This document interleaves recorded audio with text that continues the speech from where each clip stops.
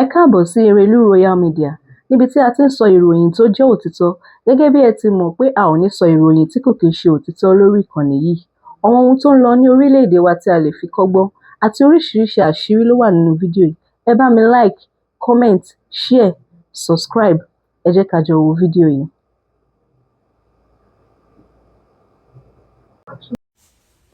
Mo kí gbogbo àwọn ọmọ kóòtù òjíire láàárọ̀ yìí. Ọ̀rọ̀ mi ò pọ̀ rárá. Ẹ ti mọ̀ pé ààrẹ náà máa sọ sọ́rọ̀ yìí. Ọ̀rọ̀ tí mo fẹ́ sọ òjọ̀rọ̀ bàbá wa K1 the ultimate, big brother, daddy wa. Ṣé rí kíní kan ò yí ọ̀pọ̀lọpọ̀ wa nínú àwọn nǹkan tó máa ń ṣẹlẹ̀ ní orí íńtánẹ́ẹ̀tì. Èyí gbé, tọ̀hún gbé, eléyìí náà gbé. Ó ní nǹkan tó ń ṣẹlẹ̀. Bọ́ ẹ jẹ́ ńlá hàn yín bí wọ́n ṣe máa ń sọ pé làáhàn mi ni bàtà ké ló tù fẹ̀. Ṣé ẹ fẹ́ gbọ́ òdodo ọ̀rọ̀ tó jìnnà sírọ́?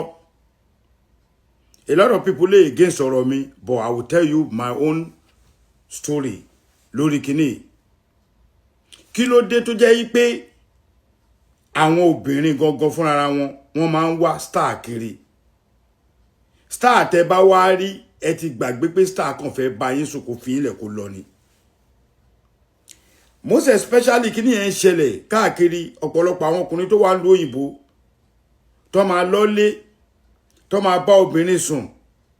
tó bá ti di pé obìnrin yẹn hàn padà wọn láwọn lóyún.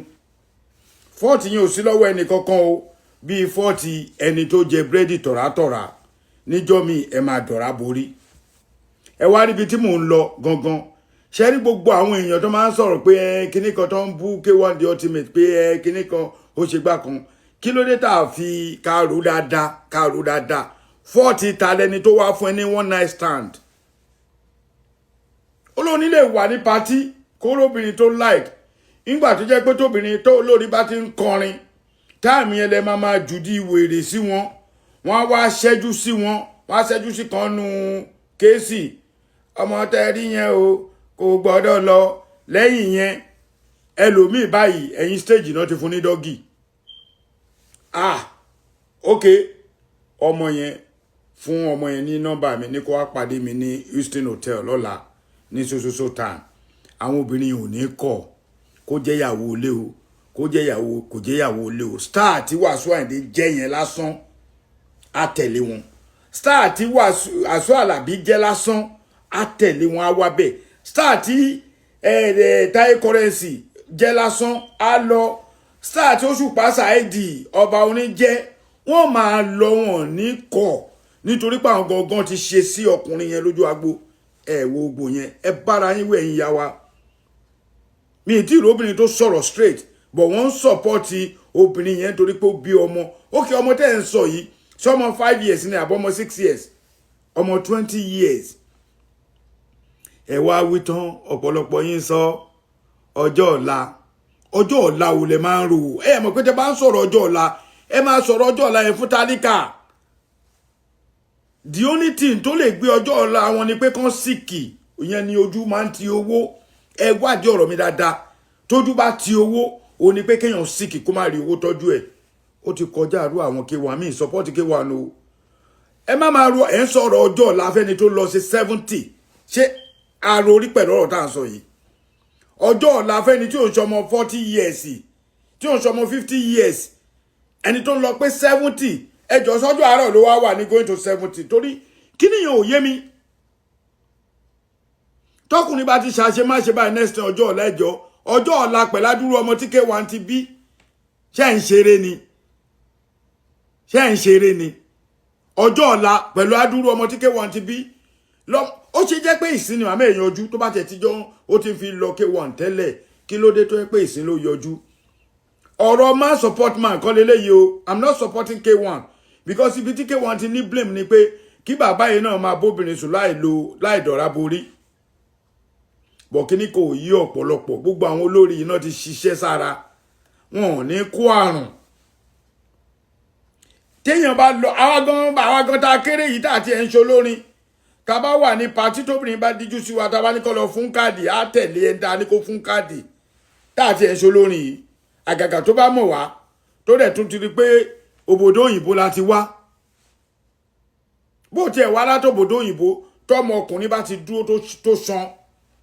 obìnrin fẹ́ tẹ̀lé kò sí nǹkan kan tó ń jẹ́ ìfẹ́ mọ́ nísìn ẹ lọ wò dáadáa ẹ wo orí Facebook ẹ wò nǹkan táwọn ọmọ 20 26 27 ẹ wò nǹkan tó ń dánwò lára ẹ di pé there is nothing like love so ìwọ ọkùnrin tó bá ní opportunity ìwọ obìnrin tó bá rí opportunity pé ọkùnrin kọ̀ọ̀kan fi ìfẹ́ hàn ẹ́ lásán sister mi grab ẹ o bọ̀ ó máa ń yà mí lẹ́nu pé ńgbà míì àwọn tí ọkùnrin bá fẹ́ràn àwọn obìnrin ò ní fẹ́ràn wọn ẹlòmíì náà máa fẹ́ràn tó bá wá jìyà bọ́ ń bẹ̀ wọ́n wá fẹ́ padà sọ́dọ̀ ẹni tó fẹ́ràn wọn bó náà ti ń ṣerú ẹ̀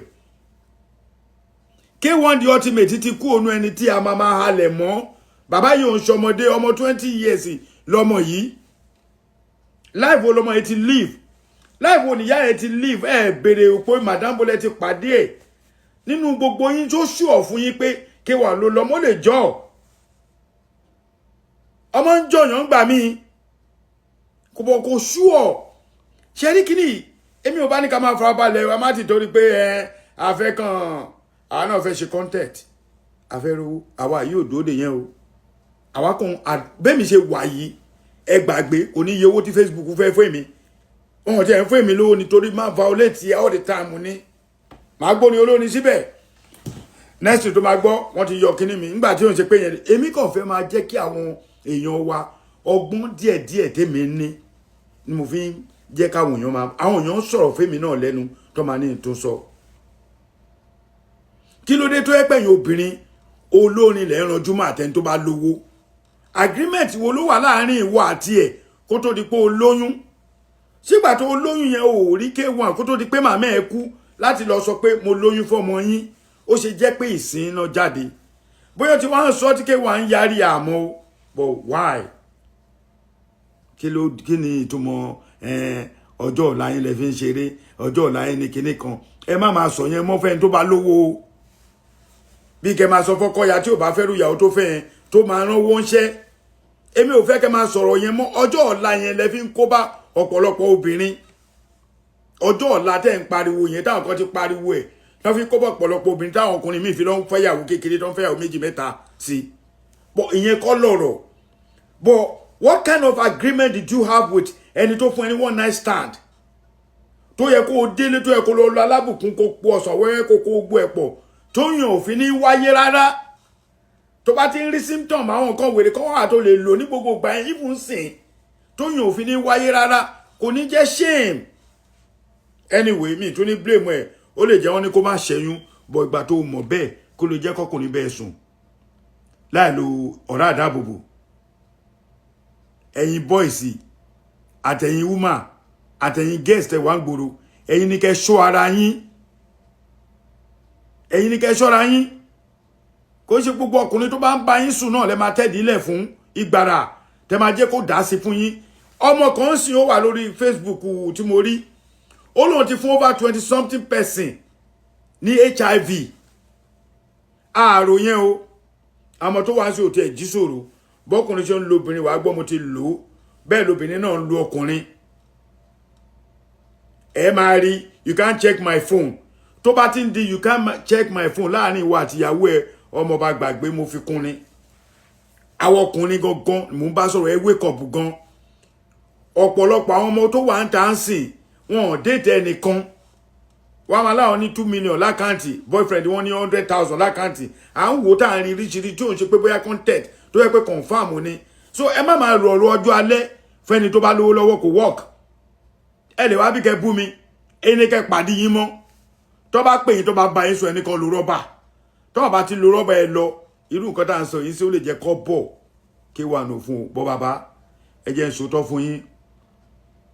ó ní tẹ́ ẹ kọ́ ó ní ìtumọ̀ o ó yá àwọn tó yé bọ́ bàbá ẹni tó bá ti jẹ́ ọmọ èèyàn yóò rí jẹ́ ẹ̀ o èmi ò ní parọ́ fún yín tó bá lè DNA test is around K1 èló lẹ́fẹ́ fi ṣe DNA test ọ̀rọ̀ tó bá lóyún tó sàrà ni number 1 nínú yẹn mi láìkẹ́ rárá torí ẹ ti wọ́ ọmọ yẹn kò síbi tọ́mọ yẹn lè tó lè ní wọ́n ti mọ̀ pé ó ní ọmọ yẹn lẹ́ ń báwí kò yẹ kó rí bẹ́ẹ̀ K1 àbúrò yín làwa jẹ́ o àmọ́ gbà mí àbúrò lè correct ẹ̀gbọ́n ẹ̀ o tó ti yé bàbá làwa náà so ẹ̀yin èèyàn ẹ má máa sọ wípé ọjọ́ ọ̀la fẹ́ni tó ń lọ 70 sọ́jọ́ àárọ̀ ló wá wà ní abẹ́ẹ̀ mọ̀gbà tọ́jọ́ ọ̀la gan bẹ̀rẹ̀ ni tó ti kọjá 20 40 30 40 50 ẹ wá ń sọjọ́ ọ̀la ọlọ́run ní bàjẹ́ o kò ní bàjẹ́ ààrẹ almaroof náà ni ìdómògùn akínlájà ẹ bá mi share ẹ̀. tó bá lóyún kọyún sàárà ni sàárà ni tó bá lóyún kọyún sàárà ni sàárà ni Ọba Solomon tó bá lóyún kọyún ara wo lẹ tún gbé wáyé. sàárà ni sàárà ni. Good morning, ladies and gentlemen. This is Adelano Adekunle Solomon, aka Talofeku Baba one before, but now King Solomon for the whole universe, the only man that knows the secret of wisdom, the only one that can talk truth to anybody and not will happen. If anything happen, anything will spoil, anything spoil, will not be solution. Your 4th generation will suffer for it. God, man. Holy Center. Lórí ọ̀rọ̀ fídíò tó lọ lọ́wọ́.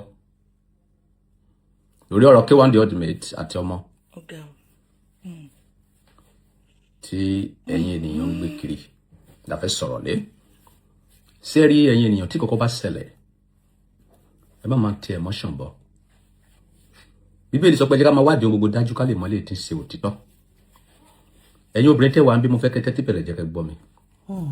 Ẹ̀yin ọkùnrin tẹ́ wà ń bí mo fẹ́ kẹ́ tẹ́tí bẹ̀rẹ̀ jẹ́ kẹ́ gbọ́ mi. Kò sí nǹkan tí ẹ̀dá bá ṣe láyé tí kò ní gbèrè ẹ̀. Ìbá ṣe rere, ìbá ṣe búburú.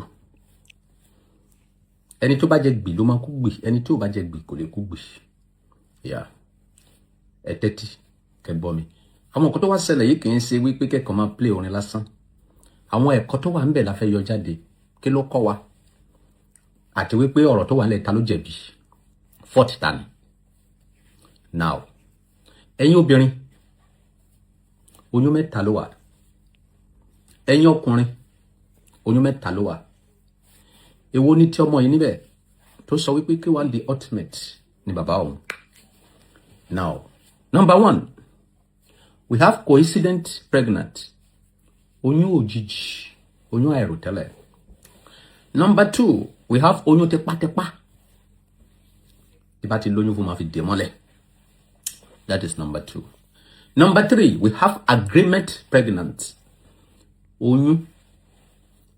tí a jọ jíròrò láàrin ara wa pé okay, mo fẹ́ kó lóyún fún mi. Mo fẹ́ kó lóyún fún ẹ.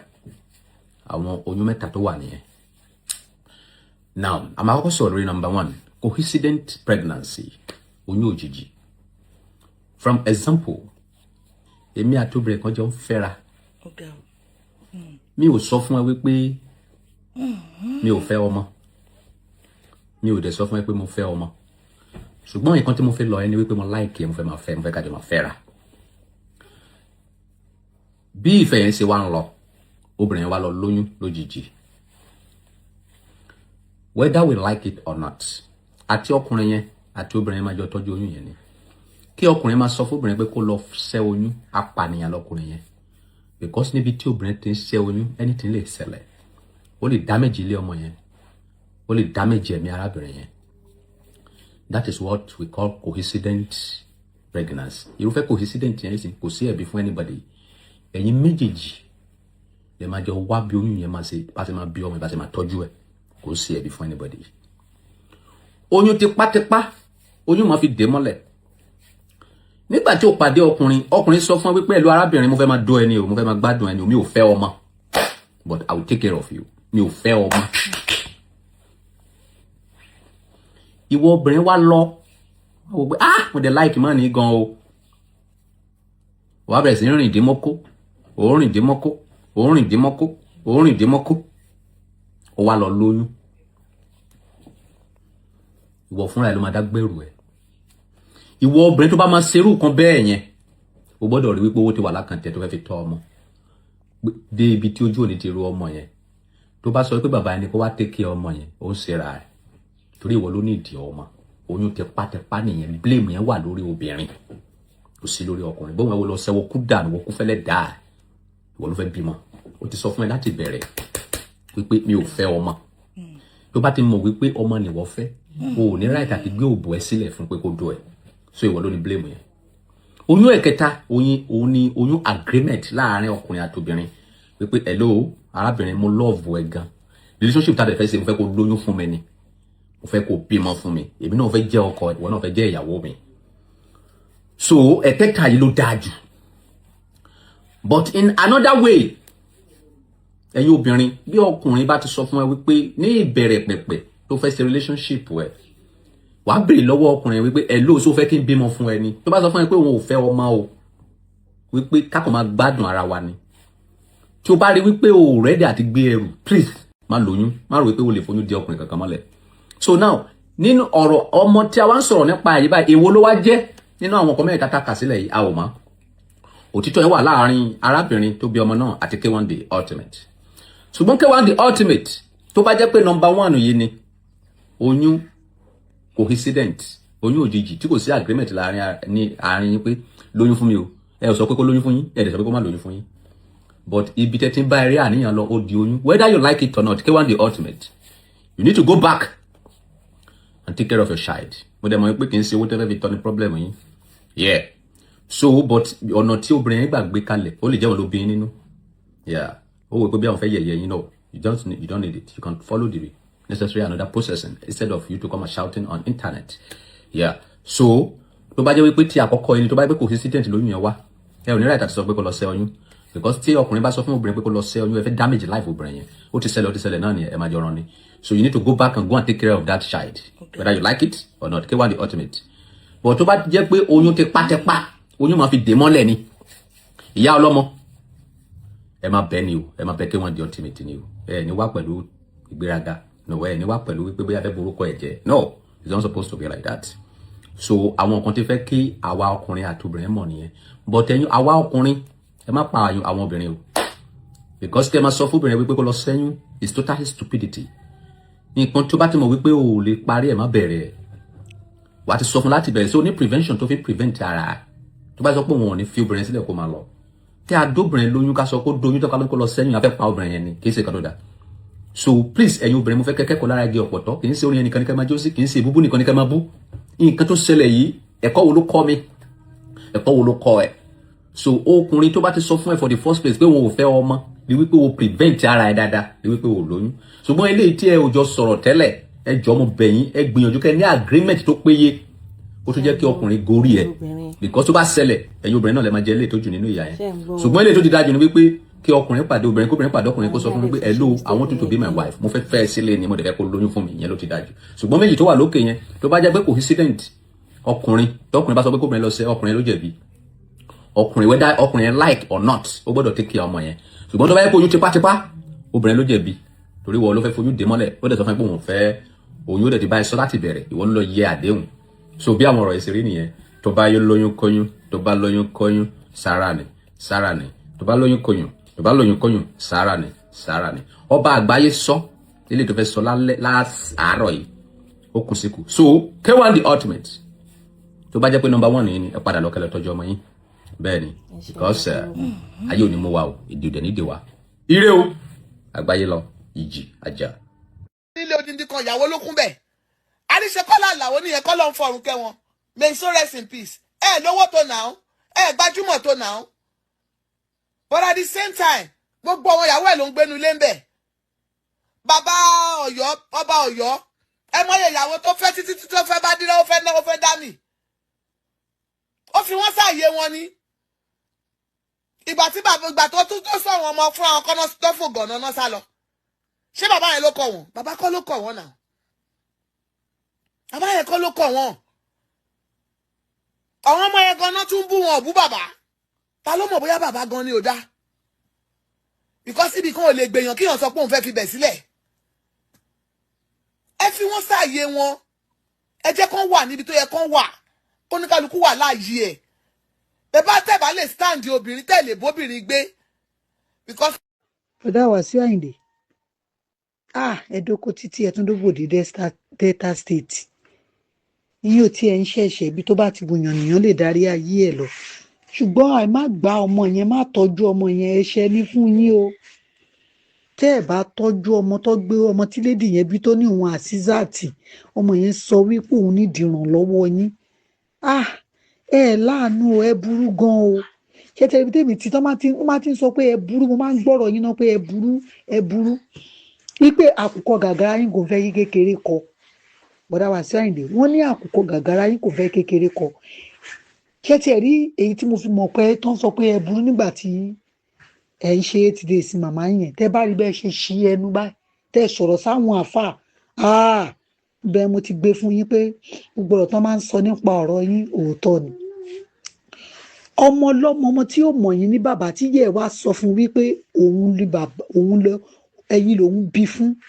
ẹ tọ́jú ọmọ yẹn o ẹ má ṣe níṣe bẹ́ẹ̀ ṣe po ayé Manuela náà ẹ burú gan o bọ̀dá Wasiu Ayinde àwọn olórin tó kù lẹ́yìn yín tó bá lọ mú ìwà tẹ́ ń wù yìí àwọn á ṣe ṣégè fún wọn torí ẹ̀yin ṣàṣegbé gbogbo nǹkan tẹ́ ń ṣe kí ló dé anything under skirt lẹ fẹ́ máa wò ó ti yín bọ̀dá Wasiu Ayinde anything tó bá wà under skirt ẹ ṣàfẹ́ ṣí tẹ bá wá ṣe tán tó bá doyún ẹ wá níyà sí wọn ẹ dẹ̀ bẹ̀rù Ọlọ́run bọ̀dá Wasiu Ayinde ẹ dẹ̀ bẹ̀rù tó mo rí pé kò sẹ́ni tó lè advice yín woman tó gbé ọmọ wá sórí social media tó sọ wípé òun lòun bí ọmọ yẹn fún yín ó lóun gbé ọmọ yẹn lọ fún ìyá yín ní Jẹ̀bú ó ní ìyá yín sọ wípé òun ò tí ì kú òun dẹ̀ ti bíra òun ẹ lọ gba ọmọ tẹ́ ẹ bí síta àwọn máa lè ẹ̀yin pẹ̀lú àwọn tó jẹ́ kó máa lè gan pọ̀ ń tà bọ̀dá Wasiu Ayinde ẹ lọ gba ọmọ yín ẹ lọ gbà á kódà ẹ ń ṣe lídà tíyan lè máa wà àwòkọ́ṣe nípa ẹ̀ rárá àwọn olórin tó wá ń wà àwòkọ́ṣe nípa yín wọn mọ nǹkan tó kù tó fẹ́ fàyè wọn ṣe torí nípa pé ẹni jẹ́lọ́sì owú wà lára yín bọ̀dá Wasiu Ayinde ẹ mọ bó ṣe ń jowú èèyàn ẹ fẹ́ kí àwọn ọmọ tó wà lẹ́yìn yín gan rí chance ẹ fẹ́ ẹ̀yin náà lẹ tún máa bímọ síta ẹ tún ní gbọmọ ẹ wá máa dààmú obìnrin àwọn máa wá bọ ọ̀nà ẹ̀bùrú tó fẹ́ gbà dọ́dọ̀ yín obìnrin wá yín wá tó bímọ fún yín ṣé obìnrin tó bímọ fún yàn lè láyà kọ́mọ wá sọ́dọ̀ yín ó kọ́mọ yẹn wá ẹ tún yọ̀ bọ́ sí pé kó máa lọ obìnrin yẹn ní kò sí kọ́bọ̀ lọ́wọ́ owó mọ́tò àti padà bọ̀dá Wasiu ẹ̀ ń try ẹ̀yin gbogbo náà kọ́ máa pè ní àgbà fìyọ̀yọ̀ ó ṣetán ẹ fẹ́ mú plane jáde ẹ fẹ́ mú plane bọ́ọ̀lẹ̀ lórí furuufú ibi tí inú yín le dé ẹ tún fẹ́ mú plane bọ́ọ̀lẹ̀ ẹ tún fẹ́ ó yẹ ká gbórí yín dúró síbẹ̀ ń jọ yẹn pẹ̀lú inú yín tó le yẹn inú yín le obìnrin bá bóbìnrin lájọṣepọ̀ tó bá doyún ẹ wá ní kó lọ yọ ẹ dẹ̀ ń kọrin ẹ jọ kí lè wá fi ń ṣe wáàsí fáwọn èèyàn àrèlé náà ti wálé o ìkan ti wálé nínú àwọn ọmọ o ìkílẹ̀ ti wálé náà imú yín yẹn gangan ní NAFDAC number sẹ́ imú yín la fi mọ̀ pé ọmọ yín òun lè yọ ọmọ yín ni ẹ bẹ̀rù Ọlọ́run ẹ máa fọwọ́ lágbáyàn lójú bọ̀dá Wasiu Ayinde ẹ máa fọwọ́ lágbáyàn lójú ẹ ṣe the needful ẹ lọ gbọmọ tẹ́ ẹ kọ̀ síta kódà ìsàlẹ̀ ọ̀rọ̀ lẹ́gbin o ẹlòmíà sọ pé òun fẹ́ dàbí Wasiu Ayinde ẹ máa là á torí ìwà táwọn Wasiu Ayinde yìí ń wù lábẹ́lẹ̀ ìwà tí yóò gbọ́dọ̀ fi tọrọ ni ìwà ìkà báwọn èèyàn ṣe wá ń fẹ́ yín ẹ̀yin ilé ilé bọ́ta lẹ́ ń sọ pé kó máa yọ́nú sí yín ara àwọn tẹni kó máa yọ́nú sí yín ara wọn náà lẹ́ ń dà yìí o ẹ sọ pé ẹ̀yin màmá ẹ máa yọ́nú sí mi ara àwọn tó máa yọ́nú sí yín náà lára wọn ìyá tóbìnrin tó bímọ fún yín tẹ́ gbọ́mọ lọ́wọ́ ẹ̀ ará Delta State mo wá gbọ́ ẹ̀yìn kan tẹ́ ń sọ wípé ṣé báwo ló ṣe máa relationship yẹn ṣe máa tó 7 years ẹ jẹ́ bẹ̀rù Ọlọ́run ṣé lédì yìí Badmus kí lórúkọ lédì tó jáde ṣé òun náà ṣàlàyé títí ẹ̀ ń gbà yẹn ọpẹ́lọpẹ́ Ọlọ́run ọpẹ́lọpẹ́ èèyàn Wasiu Ayinde ìwà tó wà lọ́wọ́ yín ò dáa bọ́dá Wasiu Ayinde ìwà yín ò dáa ìwà kẹ́ máa ṣèkà fóbìnrin ìwà tẹ́ ń wù ò dáa ó wá ṣe tán ẹ̀kọ́ ẹ̀yin máa yọ́nú sí mi nígbà tẹ́ mọ̀ pé ẹ ti ṣèkà fáwọn èèyàn lọ ẹ ti dóbìnrin ọ̀pọ̀lọpọ̀ lóró ẹ wá ní kó máa yọ́nú sí yín ẹ lọ gbọ́ ọmọ tẹ́ ẹ bí sí ọmọ tó ti pé 12 years yẹn ẹ lọ gbà wọlé ẹ lọ gbọ́ ọmọ yín wọlé àṣà síbẹ̀ nígbà tẹ́jọ́ ń gbé lága sí lógo síbẹ̀ bọ̀gbà tó ti di pọ̀rọ̀ ti di bóòlù yá mi gbogbo etí ti gbọ́ ẹ máa fìbẹ̀rù Ọlọ́run wà tẹ́ ń wù ẹ máa fi bẹ̀rù Ọlọ́run wà tẹ́ ẹ̀ ń wù bọ̀dá wá sí Àyìndé ẹ lọ gbọ́mọ wọlé ẹ lọ dàpọ̀ mọ́ ọmọ tọ́ ẹ má máa yan obìnrin jẹ kò dáa kó tó di pé wọ́n yọ́nú sí yín ẹ lọ gbọ́mọ lọ́mọ wọlé kẹ́ ẹ fún ní good life bọ̀dá wá sí Àyìndé ẹ̀ níbẹ̀rù Ọlọ́run